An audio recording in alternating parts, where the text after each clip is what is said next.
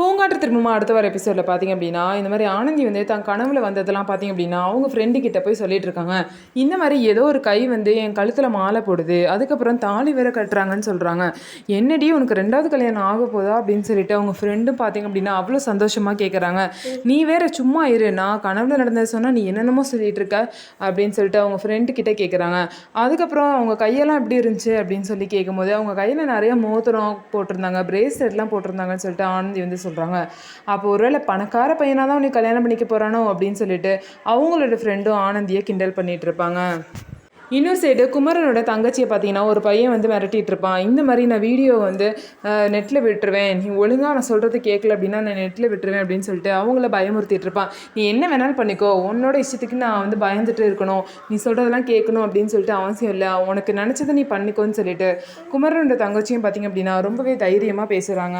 So இதுக்கப்புறம் என்ன நடக்க போகுது அப்படின்னு சொல்லிட்டு வெயிட் பண்ணி பார்க்கலாம். நம்ம வீடியோ உங்களுக்கு பிடிச்சிருந்தா நம்ம வீடியோவை லைக் பண்ணிக்கோங்க, மறக்காமல் நம்மளோட சேனலை சப்ஸ்கிரைப் பண்ணிவிட்டு பாருங்கள்.